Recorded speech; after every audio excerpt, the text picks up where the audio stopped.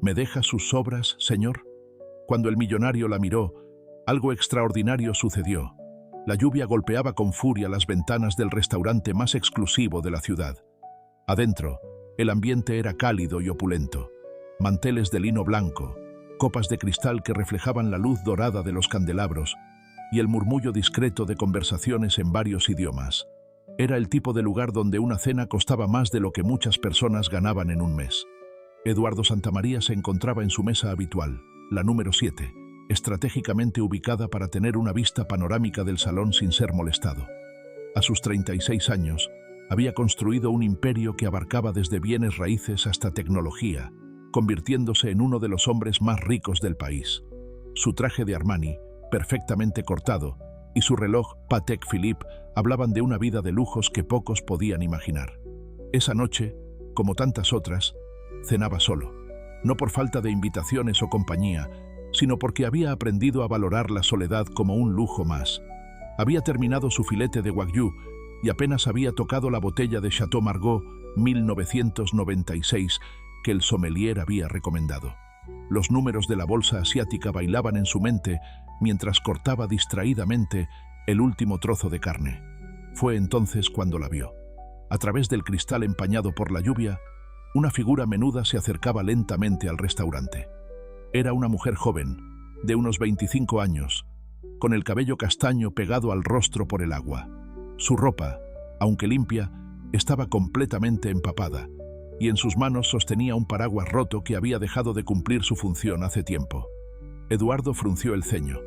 El barrio de Polanco no era precisamente conocido por la presencia de personas en situación de calle, y menos aún mujeres que se atrevieran a acercarse a establecimientos como Le Bernardin, México.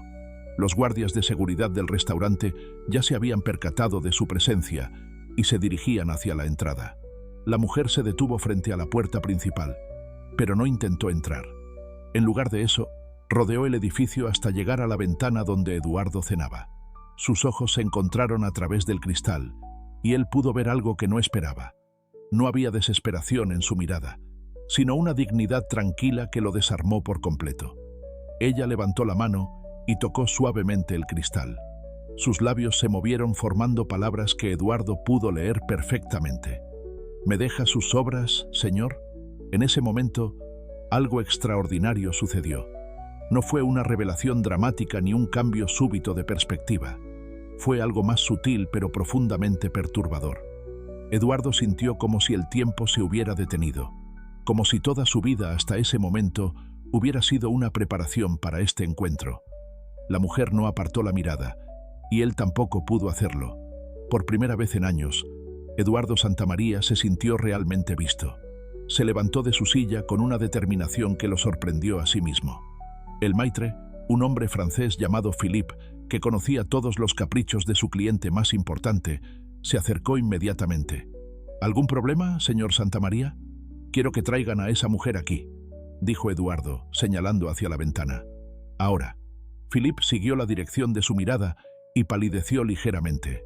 Señor, no creo que sea apropiado. Ya he llamado a seguridad para que... Philippe. La voz de Eduardo cortó el aire como una navaja. Esa mujer va a cenar conmigo esta noche. Arréglelo. El maitre había trabajado en la industria de la hospitalidad durante más de 30 años y había aprendido a leer a las personas. Reconoció en la voz de Eduardo un tono que no admitía discusión. Por supuesto, señor. Inmediatamente. 5 minutos después, la mujer estaba sentada frente a Eduardo en la mesa número 7. Su presencia había causado un revuelo discreto pero palpable en el restaurante. Los otros comensales intercambiaban miradas y susurros, mientras el personal no sabía muy bien cómo proceder. Ella había aceptado una toalla para secarse el cabello, pero había rechazado cortésmente la sugerencia de Philippe de usar el baño para arreglarse. Ahora, sentada en una silla que probablemente costaba más que sus pertenencias, mantenía la misma dignidad serena que Eduardo había percibido a través del cristal. «Soy Elena», dijo simplemente, extendiendo una mano que, aunque limpia, mostraba las marcas del trabajo duro. «Eduardo», respondió él, sorprendiéndose de lo natural que se sentía estrechar esa mano. «No esperaba que realmente me invitara a pasar», continuó Elena. Solo quería sus sobras. ¿Por qué sobras?, preguntó Eduardo, genuinamente curioso. ¿Por qué no dinero, como...? Se detuvo, dándose cuenta de lo ofensivo que podría sonar su pregunta. Elena sonrió, y Eduardo notó que tenía una sonrisa hermosa, a pesar de que le faltaba un diente en la parte posterior. «Porque las sobras son honestas», respondió. «Cuando alguien le da dinero a una persona como yo, lo hace para sentirse mejor consigo mismo. Pero las sobras, esas son reales. Son comida que usted ya no necesita, y yo sí». Eduardo se quedó en silencio, procesando la respuesta. En su mundo, todo se reducía a números, estrategias y beneficios. La simplicidad de la lógica de Elena lo dejó sin palabras. «¿Cómo llegaste a...?» comenzó a preguntar, pero ella lo interrumpió. «¿A la calle?». Elena no parecía ofendida por la pregunta. «Es una historia larga, pero si va a invitarme a cenar, prefiero conocer la suya primero». Eduardo se rió, una risa genuina que no había salido de su pecho en meses. «¿Mi historia? Creo que es bastante aburrida». «Lo dudo», dijo Elena, echándose hacia atrás en su silla. «Un hombre que invita a una desconocida de la calle a cenar en el restaurante más caro de la ciudad no puede tener una historia aburrida». Philip se acercó discretamente con la carta, pero Eduardo la rechazó con un gesto. «Tráiganos el menú degustación completo», ordenó, «y una botella de vino más suave, algo que acompañe una conversación larga». «Muy bien, señor». Una vez solos, Eduardo se encontró hablando de una manera que no había hecho en años. Le contó a Elena sobre su infancia en una familia de clase media en Guadalajara, sobre cómo su padre había trabajado como contador en una empresa pequeña y cómo su madre había limpiado casas para pagar sus estudios universitarios. «Siempre fui bueno con los números», dijo, mientras llegaba el primer plato del menú degustación. «Pero también era ambicioso. Quería más de lo que mis padres podían darme». Elena probó delicadamente el amuse-bouche, un pequeño bocado de foie gras con reducción de oporto. Su expresión fue de sorpresa y deleite. «¿Esto es comida?», preguntó con genuina fascinación. «Es como... arte». «Sí», respondió Eduardo, viendo el plato con nuevos ojos. «Supongo que sí es arte. Continúe con su historia», dijo Elena, tomando un sorbo del vino blanco que había elegido el sommelier. Eduardo le habló de sus primeros trabajos, de cómo había ahorrado cada centavo para hacer su primera inversión en bienes raíces. Le contó sobre las noches sin dormir, las decisiones difíciles, los riesgos que había tomado cuando otros lo consideraban loco. «Mi primera gran ganancia fue con un edificio en el centro histórico», explicó mientras llegaba el segundo plato. «Lo compré cuando nadie quería invertir en esa zona. Lo restauré y lo convertí en oficinas de lujo. La ganancia fue de 300%. ¿Y se sintió feliz?», preguntó Elena. La pregunta lo tomó por sorpresa. «¿Feliz?», repitió Eduardo. «Me sentí... exitoso. No es lo mismo, ¿verdad?». Eduardo la miró fijamente. Esta mujer, que había aparecido de la nada bajo la lluvia, estaba haciendo preguntas que él había evitado durante décadas. «No», admitió finalmente. «No es lo mismo». A medida que avanzaba la cena, Eduardo se encontró relatando historias que no había compartido con nadie. Le habló de su matrimonio fallido con Patricia, una mujer de sociedad que había estado más interesada en su cuenta bancaria que en él. Le contó sobre los hijos que nunca tuvo, sobre los amigos que había perdido en el camino hacia la cima, sobre las noches en las que se quedaba despierto en su penthouse de 500 metros cuadrados, sintiéndose completamente solo. «Una vez», dijo mientras terminaban el plato principal, «calculé cuántos días de mi vida había pasado realmente feliz. Días completos, desde que me levantaba hasta que me acostaba, sintiéndome genuinamente satisfecho». «¿Y cuántos fueron?». «8», respondió Eduardo. «En 36 años, 8 días». Elena puso su tenedor sobre el plato y lo miró directamente a los ojos. ¿Y qué tenían en común esos 15 días? Eduardo reflexionó por un momento. Todos fueron días en los que ayudé a alguien sin esperar nada a cambio. El día que le pagué la operación del corazón a mi jardinero. El día que financié la educación de la hija de mi chofer. El día que doné anónimamente para que un refugio de animales no cerrara. Pero no siguió haciendo eso, observó Elena. «No», Eduardo suspiró. «Pensé que eran distracciones, que me alejaban de mis objetivos». «¿Y cuáles eran esos objetivos?». Eduardo se detuvo. Se dio cuenta de que no tenía una respuesta clara. «Ahora es su turno», dijo, cambiando de tema. «Cuénteme su historia». Elena sonrió y tomó un sorbo de vino. «Mi historia es más simple que la suya, pero tal vez más difícil de entender». Le contó que había crecido en un pequeño pueblo de Oaxaca, en una familia indígena que hablaba zapoteco como primer idioma. Su padre había sido campesino y su madre había tejido textiles que vendían en el mercado local. «Era una vida simple, pero éramos felices», explicó. «Teníamos poco, pero teníamos todo lo que necesitábamos».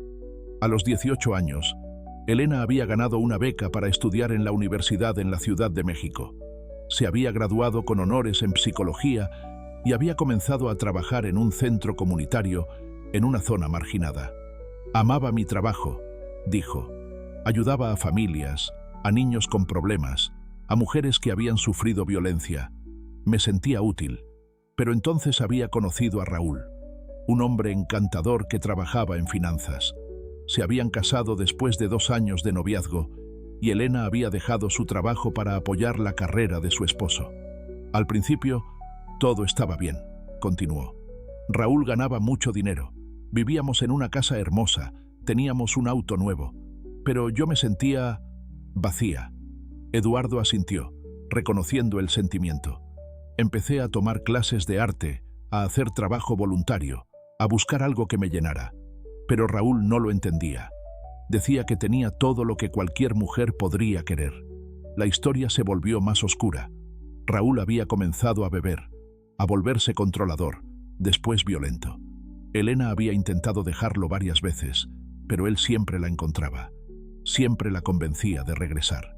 «La última vez que me golpeó», dijo Elena, tocando inconscientemente una cicatriz pequeña cerca de su sien. «Supe que si no me iba esa noche, no iba a sobrevivir». «¿Y se fue?» «Con la ropa que llevaba puesta y 200 pesos en efectivo». Elena sonrió tristemente. «Fue hace 8 meses». Eduardo sintió una mezcla de admiración y horror. «¿Por qué no buscó ayuda? ¿Refugios? ¿Organizaciones?» «Lo intenté», respondió Elena. «Pero el sistema es complicado cuando no tienes documentos, cuando tu esposo ha cancelado tus cuentas bancarias, cuando no tienes familia en la ciudad. Además, había muchas mujeres en peores situaciones que la mía. Pero usted tiene educación, habilidades». «Sí», Elena asintió. «Y he estado buscando trabajo. Pero es difícil cuando no tienes una dirección fija, cuando no tienes ropa apropiada para entrevistas, cuando no tienes teléfono». Eduardo se sintió avergonzado de su propia ignorancia. En su mundo, los problemas se resolvían con dinero y contactos. Nunca había considerado las barreras que enfrentaban las personas sin esos recursos. «¿Y mientras tanto?» «Mientras tanto, sobrevivo». Elena se encogió de hombros. «Duermo en refugios cuando hay espacio, en la calle cuando no lo hay, como lo que puedo conseguir, y trato de mantener mi dignidad. Por eso pidió sobras en lugar de dinero». «Por eso pedí sobras en lugar de dinero», confirmó Elena. «Porque mendigar dinero se siente como renunciar a quien soy. Pero pedir comida, eso es solo supervivencia». El postre llegó. Un soufflé de chocolate con helado de vainilla de Madagascar y salsa de frambuesa. Elena lo probó con la misma fascinación que había mostrado con cada plato. «Nunca había comido algo así», murmuró. «Es como si cada bocado contara una historia». Eduardo la observó comer, notando cómo saboreaba cada cucharada, cómo se tomaba el tiempo para apreciar los sabores. Él mismo había comido en este restaurante docenas de veces, pero nunca había prestado atención real a la comida.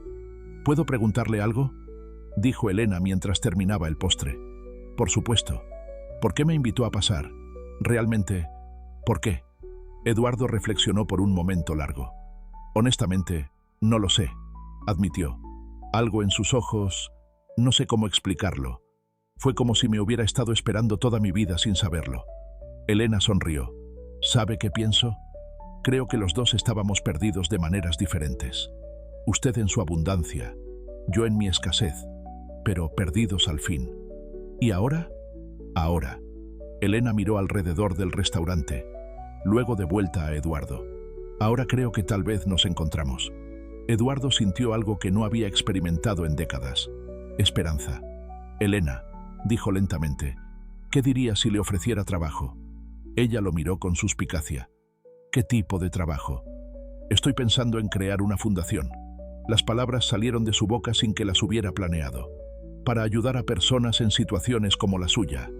Necesitaría a alguien que entienda realmente los problemas. Alguien con educación y experiencia, pero también con conocimiento de primera mano. Elena se quedó en silencio por un largo momento. ¿Me está ofreciendo caridad? No. Eduardo negó con la cabeza enfáticamente. Le estoy ofreciendo un trabajo. Un salario justo, beneficios, la oportunidad de marcar una diferencia real. Pero también le estoy pidiendo algo a cambio.